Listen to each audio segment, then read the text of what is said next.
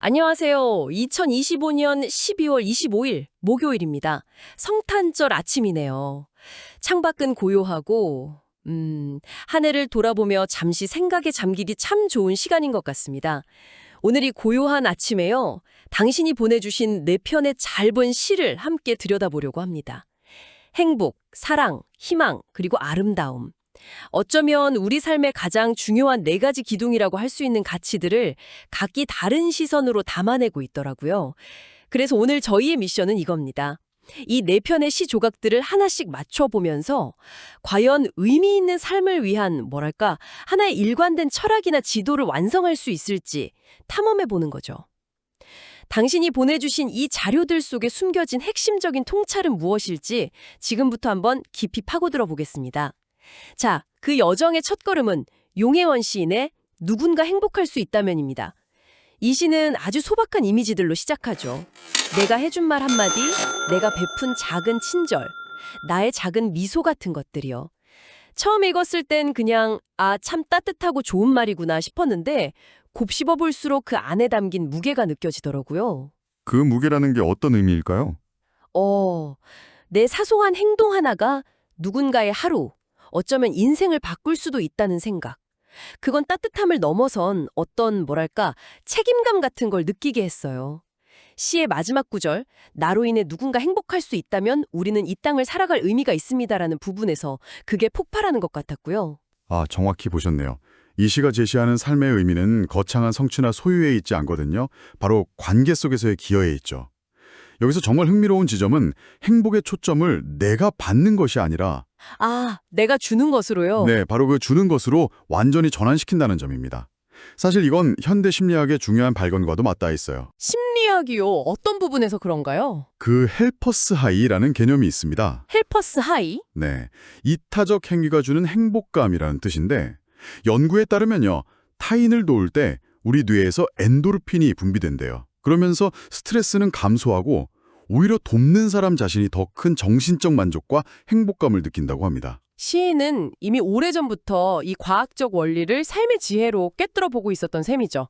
나의 존재가 타인에게 긍정적인 영향을 미칠 때 비로소 내 삶의 가치가 증명된다는 것. 이것이야말로 매우 능동적이고 이타적인 형태의 자기실현이라고 볼 수 있습니다. 능동적인 자기실현이라는 관점이 굉장히 흥미롭네요.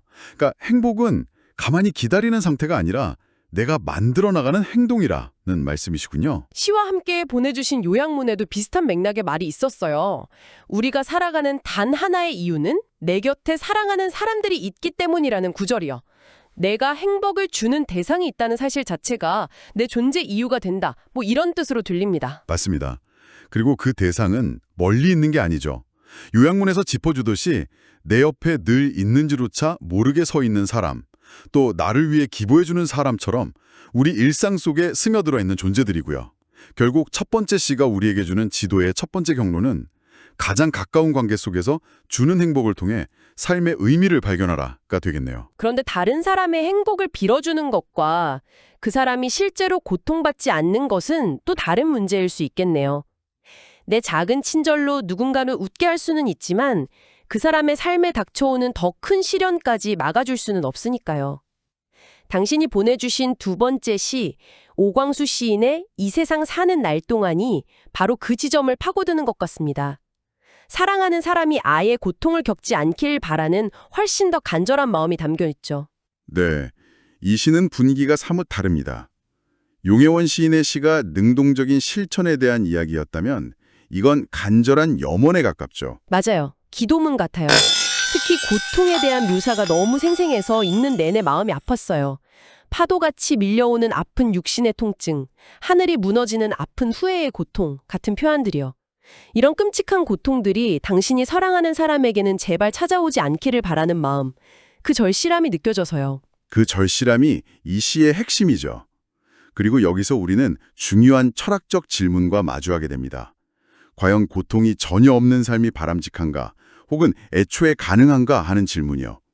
물론 이 시는 사랑하는 사람을 향한 순수한 마음에서 비롯된 이상향을 노래하는 것이지만 역설적으로 이 질문을 통해 우리는 삶의 본질을 더 깊이 들여다보게 됩니다. 고통 없는 삶이 바람직하지 않을 수도 있다는 말씀이신가요? 언뜻 이해가 잘 안 되는데요. 예를 들어볼까요? 우리는 추위를 겪어봤기에 따뜻함의 소중함을 알고 지독한 외로움을 겪어봤기에 함께하는 순간의 기쁨을 압니다. 이 시에서 그토록 없애고 싶어하는 고통이 있기에 우리는 서로 도우며 보듬고 아끼고 정나누며 살아가는 관계의 가치를 더욱 절실하게 깨닫게 되는 거죠. 고통의 부재를 꿈꾸는 이 시가 사실은 고통 속에서 피어나는 사랑의 가치를 가장 극적으로 보여주고 있는 셈입니다. 그런 관점으로 보니 시가 다르게 읽히네요. 없는 것을 이야기하면서 역설적으로 있는 것의 소중함을 강조하고 있다는 거군요. 요약문에서도 믿음, 소망, 사랑, 그중에 제일은 사랑이라는 유명한 구절을 인용하면서 사랑은 아픔을 주지 않는 좋은 것이라고 정의 내리고 있어요. 이건 어떻게 봐야 할까요? 사실 사랑 때문에 아픈 경우도 많잖아요. 아주 좋은 질문입니다. 여기서 말하는 사랑은 아마도 이상적인 형태의 아가페에 가까울 겁니다. 아가페적 사랑이요? 네. 어떤 조건이나 대가 없이 상대방의 안녕과 행복만을 바라는 순수한 마음이죠. 이 시의 화자는 바로 그런 사랑의 관점에서 사랑하는 대상이 겪을 모든 부정적인 경험을 제거해주고 싶은 겁니다. 현실의 사랑이 때로 상처를 동반한다 할지라도 우리가 지향해야 할 사랑의 본질은 아픔을 주지 않는 좋은 것이라는 선언과도 같다고 할 수 있죠. 그렇군요. 그럼 여기까지의 경로를 정리해보면 첫 번째는 주는 행복을 실천하는 것이고 두 번째는 그 행복이 깨지지 않도록 사랑하는 사람의 삶에서 고통이 사라지기를 염원하는 거네요. 하지만 저희가 방금 이야기 나눴듯이 고통 없는 삶은 현실에 존재하기 어렵죠.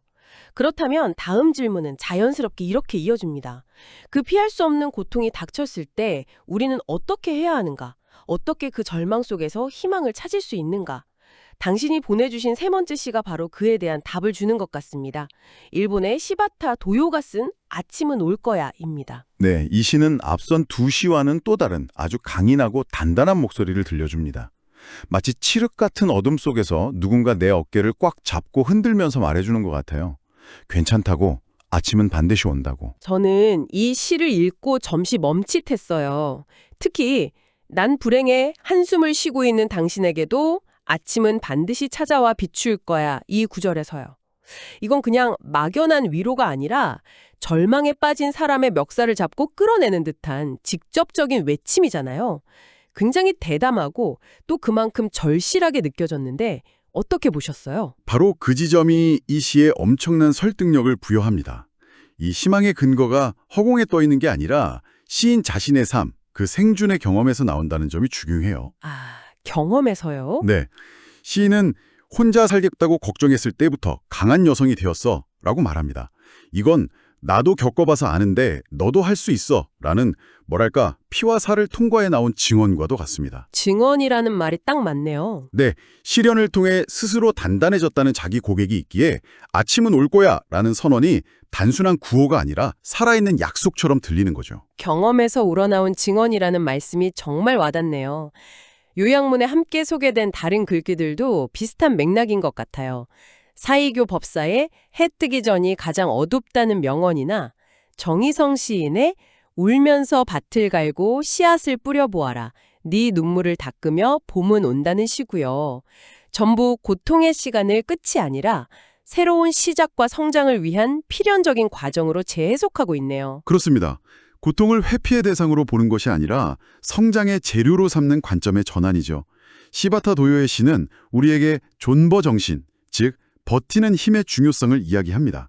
지금 당장 어둠이 끝나지 않을 것 같아도 우주의 섭리처럼 아침은 반드시 온다는 믿음, 그리고 그 믿음은 막연한 낙관이 아니라 고통을 이겨낸 수많은 사람들의 삶이 증명하는 역사적 사실이라는 겁니다. 자, 그럼 이제 지도가 거의 완성되어가는 느낌입니다.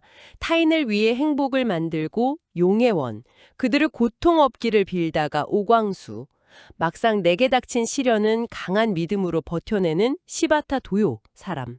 이런 과정을 거친 사람은 과연 어떤 모습일까요? 어떤 분위기를 풍길까요? 당신이 보내주신 마지막 퍼즐 조각 조제도 시인의 아름다운 사람이 바로 그 질문에 대한 답인 것 같습니다. 진정한 아름다움이란 무엇인가 그 본질을 탐구하고 있죠. 이 시가 정말 흥미로운 건 우리가 흔히 생각하는 아름다운 사람의 정의를 뒤집는다는 점입니다. 맞아요. 저도 그 부분에서 솔직히 좀 당황스러웠어요. 시의 마지막 부분에서 위안을 주고 편안함을 주는 사람이 아름다운 사람이 안 된다고 하잖아요. 보통은 그 반대라고 생각하는데 말이죠. 이 역설을 어떻게 받아들여야 할까요? 정말로 위안을 주지 않는 사람이 더 아름다울 수 있다는 뜻일까요? 아마도 시인이 말하는 아름다움은 표면적인 친절함이나 상냥함을 넘어선 더 깊고 본질적인 차원의 가치를 의미하는 것 같습니다. 시의 앞부분에서 아름다운 사람을 공기나 나무에 비유하죠. 네네. 이 둘의 공통점이 뭘까요? 평소에는 그 소중함을 잘 모르다가 없으면 죽을 것 같다는 점. 숨 막힐 때 공기가 절실하고 뙤약볕 아래서 그늘을 찾을 때 나무가 절실하니까요. 바로 그겁니다. 공기와 나무는 우리에게 적극적으로 위안의 말을 건네거나 편안한 서비스를 제공하지 않죠. 그저 묵묵히 제자리에 존재할 뿐입니다. 아, 하지만 그 존재 자체가 우리의 생존에 필수적입니다. 조제도 시인이 말하는 아름다운 사람이란 그런 존재일 겁니다. 달콤한 위로 대신 때로는 우리에게 불편한 진실을 직시하게 하거나 스스로 일어설 수 있도록 도전 정신을 자극하거나 혹은 그저 아무 말 없이 곁을 지켜주는 것만으로도 생명력의 근원이 되어주는 사람. 그런 존재의 아름다움을 이야기하는 거죠. 아, 듣고 보니 훨씬 깊은 의미가 있었군요.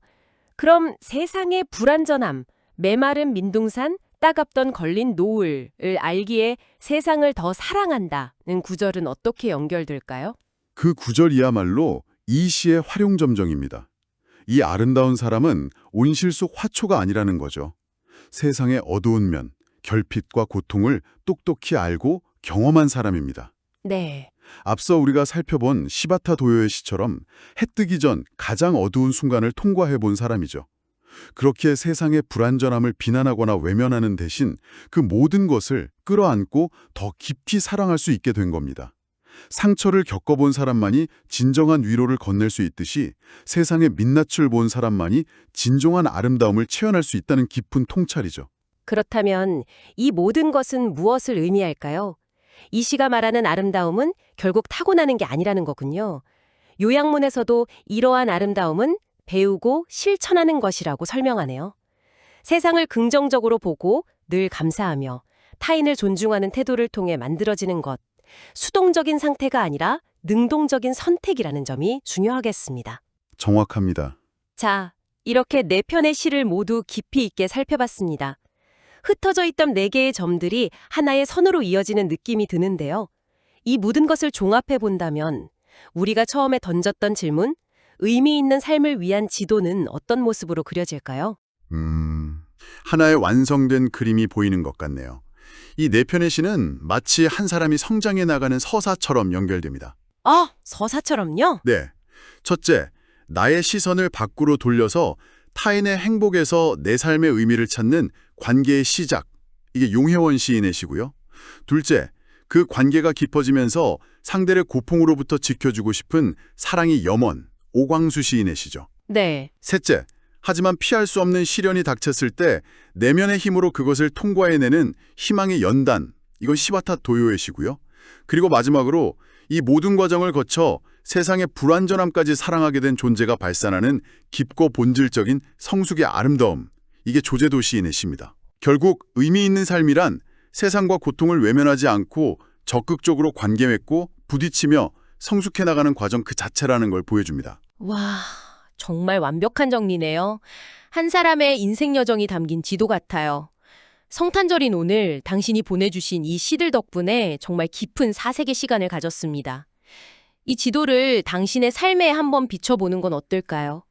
당신의 삶에서 말없이 힘이 되어주는 공기나 나무 같은 존재는 누구인가요? 당신은 지금 누구에게 작은 행복의 이유가 되어주고 있나요? 그리고 혹시 지금 어두운 천호를 지나고 있다면 아침은 반드시 온다는 그 단단한 약속을 믿고 계시나요? 네 편의 시와 함께한 깊이 있는 탐구, 이제 마무리할 시간입니다. 네, 이 시들은 행복과 희망, 아름다움이 어떤 특별한 성취의 끝에 있는 것이 아니라 매일의 작은 실천과 서로를 향한 마음, 그리고 고통을 대하는 우리의 태도 속에 있다는 것을 다시 한번 일깨워줍니다. 당신에게 생각해 볼 만한 질문 하나를 남겨드리고 싶습니다. 오늘 우리가 살펴본 시들은 행복을 주거나 고통 없기를 빌어주거나 희망을 기다리는 것에 대해 이야기했습니다. 모두 소중한 태도들이죠. 그런데 여기서 한 걸음 더 나아가 보는 건 어떨까요? 다른 누군가를 위해서만이 아니라 그 사람과 함께 행복을 적극적으로 만들어 나가는 겁니다.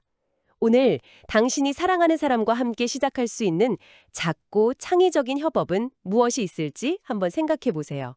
거창하지 않아도 좋습니다. 함께 저녁 메뉴를 정하고 요리하는 것일 수도 있고, 내년의 작은 목표를 함께 세워보는 것일 수도 있겠죠. 함께 해주셔서 감사합니다. 평안한 성탄절 보내시길 바랍니다.